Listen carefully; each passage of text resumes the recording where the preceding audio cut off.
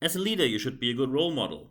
And while you now probably think, well, that was not too insightful, I agree with you. However, why do we have so many leaders and why do I receive so many emails during the last weeks and months where people say, look, this happened in our organization, and let's just say it wasn't particularly a situation where leaders acted as proper role models. So we're going to talk about that. Why do leaders have to be role models? I know, as a leader, you have to make critical decisions, and they can be very bad. They can have massive impact and massive negative impact for many people in different situations. Your decision can be a certain change. Your decision can be a certain shortcoming or any kind of rationalization, anything that is less available than it was before, and of course, layoffs. Firing people can be part of the decisions you make. Often, your decisions are about money, staffing, people, or probably time available. And the question is, how can you make these tough decisions, and how do you have to act, and how should you not act, while at the same time you act as a role model and live up to the promise you made to your people? I give you a couple of examples where you probably heard of leaders who, let's say, didn't live up to the expectations too well.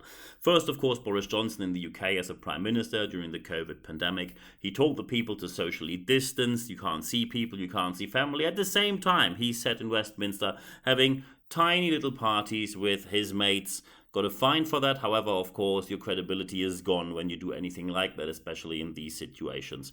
But that's not only in the UK, it's in different countries, different places. And by the way, this goes across all the industries, no matter if it's social services or if it's free enterprise, if it's public services or if it's political landscape. You see this kind of behavior all over the place by leaders. Another example in Germany just happened. Annalena Baerbock, foreign secretary, flew with a private jet, roughly a bit more than 100 miles after she watched football.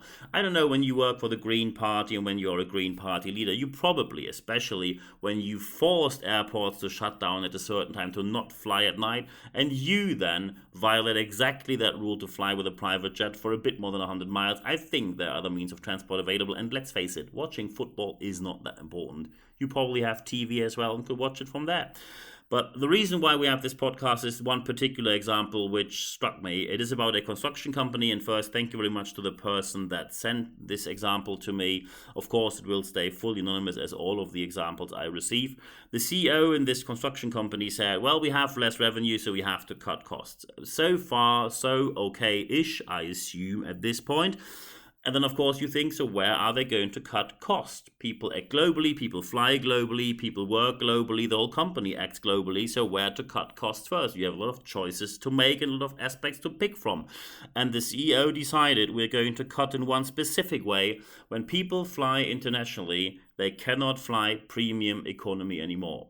That's going to be downgraded to economy. Just to give you an example, if you don't know what premium economy is, which is, by the way, not bad, it is something that only people know who fly intercontinental flights. So a premium economy seat gives you the space that you can actually work with other people watching your laptop or whatever you're writing there. You have a bit more space. You can put your seat down to a position which is nearly a live flat bed, just nearly, not completely. It is a very good compromise between the very tiny economy class seat and everything connected with that, including the people surrounding you and the so-called meals or whatever they serve you on these flights. I fly premium economy when I, for example, fly from London to New York City. And in this case, we talk about people flying from London to Los Angeles, which is 6 hours more of a flight, while they leave the airport after landing, have to get straight to work or have to work next morning. When you cut premium economy to economy, it means people cannot work during the flight, so the whole time is wasted when it comes to productivity at work. And of course, when you wake up next morning, you are shattered. Shattered and knackered, you are definitely not top of your game. Oh, by the way, very important side remark here. When you now think they all fly economy, no, they don't. Management and executives still fly, no, not premium economy, they fly business or first class. And the reason for that is, that's the official version, we have way less managers and executives than we have employees. And when you then write emails to your whole company saying, in the spirit of acting as one, and in this announcement you already make different rules for different people, it doesn't give you a great look. So now we have to look into certain foundation principles and approaches to do better than that. Because the examples I showed you, all of them are catastrophic. So you have to ask yourself a number of questions. Round number one of questioning. What happened? Why do we need to act? what moves us to act right now. Because as soon as the CEO said we have less revenue, we have to cut costs.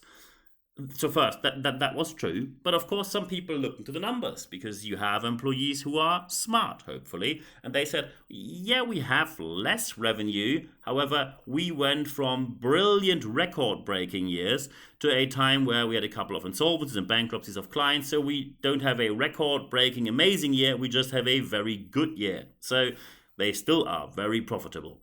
So should you cut costs then? Who moves you to cut costs? And what immediately came up was the shareholders did. And I can tell you, if you still stick to the leadership principle of shareholder value only is as outdated as Joseph Ackermann and his leadership approach at Deutsche Bank back in the days, and that's 20 years ago. So you really need to see, when you act, people will find out what your true motivation is. If you go shareholder value only, do not be surprised that no one follows you in the future, because that approach is outdated. You can't at the same time say, oh, the people are everything we have, all our talent, they're also amazing, and everything that motivates you to act is shareholder value. That is an outdated approach to leadership. Round number 2 of questions. When you want to act now, which ways of acting do you have? What are the options to reach the goal? And of course, you can have a goal conflict here. And the conflict of goals, the goal conflict, can be quite tricky. When you have different goals, you really have to decide. Never mix anything. When you say, hey, we have to decide between cutting costs or not, you shouldn't say we cut a bit of cost, because then they will all be dissatisfied on both sides. When you say A or B, and you say bit of both, most likely you just dissatisfied both of these people. When your goal conflict, however, is you agree on the goal already, but the way to the goal is a different approach, then you can mix the best of both worlds, or the best of 10 or 20 worlds, or whatever, how many approaches you find out or suggestions you have. This is a different kind of approach to goal conflicts. Have a sustainable approach to goal conflicts, because what you are looking for is that they agree. You do not want to force them to have a compromise. You want them to have an agreement. That is your goal right here. And round number 3 of questions is, how do you sustainably track the success of your measures? I give you an example of a horrible leadership failure. A leader says, you have to get back to the office because we are not productive enough when people work remotely from their homes. And of course, some people said, could you please give us numbers for that? And the leaders didn't even answer that question. Let's face it, when you say, hey, usually in the average week, per week we write 30 proposals per head we have in the company. Since you work from home, you don't write 30, you only write 16. That is an unambiguously clear number, and you can act on that. And by the way, you still need to act on that on a case-by-case basis, because some people are way more productive from home. I, for example, am one of them. However, when you say, oh, we don't give you the numbers, or we don't even have these numbers, and you bring them back to the office, and after a couple of weeks, which is way too short, so after 2 weeks you say, well, we are way more productive in the office here, and people again ask, could you please justify the decision to call us back to the office, and you do not have the numbers available, then people will say it's all arbitrary. They will deal with you like a lord who deals with their subjects, because that's how people feel. They think you're not governing, they think you are ruling, which is a significant difference. And of course, no one will follow you, because people think everything you do is arbitrary.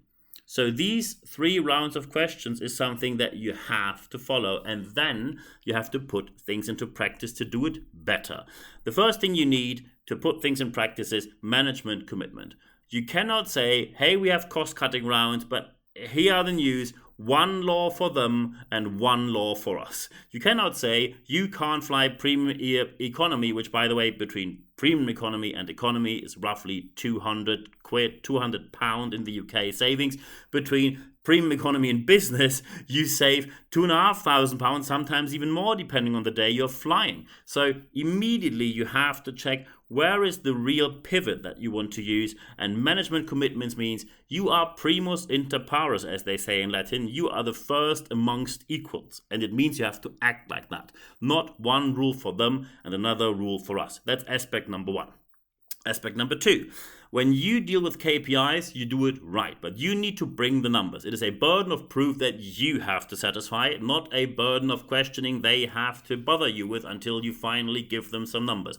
And by the way, you need more than KPIs.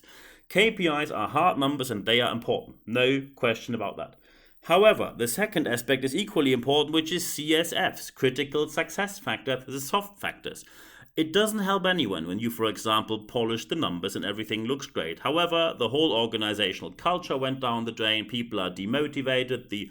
The team's mood is down, motivation is very low, and that's of course things you cannot measure, but they will immediately impact the productivity, because when people are less motivated, they usually are absent a bit more, they call in sick quicker, they work less even when they are in the office. You will immediately have less productivity. Also, it harms your employer branding. You will have higher costs for recruiting. At the same time, the bottom line will be affected by having less profit. So you reach exactly the opposite of what you want to do in the first place. The KPI is important, but the CSF, the critical success factors, is as well. And when you, and there's no shame in that, now say, for the first time in my life, I heard the term CSFs. That happens to many people, because still, as I mentioned in podcasts before, CMI, the Chartered Management Institute in London, published the number 82% of all leaders did not have a single minute of leadership training. And you wonder why they mess up that badly. So, aspect number 2 here, when bringing things into practice, KPIs are important, key performance indicators, the numbers. Also important, CSFs, the critical success factors, the soft factors here. The third factor here is leaders need to be not only formally but also socially legitimized, because otherwise no one will follow you. I give you an example. Let's say you work in a larger structure and maybe you're not directly involved in the operational daily businesses. And you do not even appear in meetings very frequently. You do not work in the same building. Basically, people only know your name. They hardly ever see you. But suddenly, you pop up and say, hello, this is your boss. And by the way, I got bad news with me. We are going to cut costs. By the way, not for all of us, just for you. But please follow me here and deliver results very quickly. Thank you very much. Sincerely, your boss. And then you wonder why it doesn't work. When you practice arbitrary decision making, people will act accordingly. Taken together, wrapping it all up, we need more role models on all levels of the organization. But when you have the role models on the highest level of the organization, it will multiply throughout the whole organization very quickly. And the same applies if you do not have role models on the highest level of your organization. Then it multiplies down in the organization the bad way. When you have the positive examples on all levels, that is when immediately people will be more motivated, they will be more productive, they will stay longer, they will call in sick a lot less, they will be a lot more dedicated to what they do, and due to the fact that they are more motivated and of course they like to work more for you, they speak about that, your reputation will be way better on the working market, on the workforce market at the moment. You will have to spend less on recruiting because your employer brand, your company's, your organization's brand, called employer branding, will be a lot better. And while you have less cost for recruiting, you also have more productivity, immediately and positively impacting the bottom line on all levels, by the way, also leading to more profit. And I wish you all the best implementing these steps in your organization. And of course, you might now say, hey, that was tough to listen to. And yes, it might be, because it is a lot of work. There's no question about that. If you now have any kind of ideas, input, you have a personal story you like to tell me, or you just want to have a chat with me, just drop me an email, nb@nb-networks.com. Just drop me an email and then we take it from there. If, of course, you need something very specific, training or speaking or coaching, you can drop me an email as well and we take it from there. And of course, in the show notes of this podcast, you do not only find my email address, but also my LinkedIn, so we can connect on there as well. I'm looking forward to hearing from you. The second aspect I recommend is always that you register for our leadership letter, because we have live sessions. When you go to expert.nb-networks.com, you can just enter your email address there and you will receive only one email every Wednesday morning. It's 100% content. Ad-free guarantee, by the way, very important here. What you find in this one email per week, you get access to everything I publish free of charge, to all the podcasts free of charge. Anything there is free of charge for our lead readers and listeners. And we have live sessions. You find the next live session with date and time and the access to it in these emails, and only in these emails that we send out every Wednesday. And I'm looking forward to seeing you there. However, the third aspect is the most important one. Apply what you heard in this podcast, because only when you apply what you heard, you will see the positive change that you obviously want to see in your organization. I wish you all the best doing so. I'm available for help 24/7, so feel free to contact me anytime. And at the end of this podcast, there's only one thing left for me to say. Thank you very much for your time.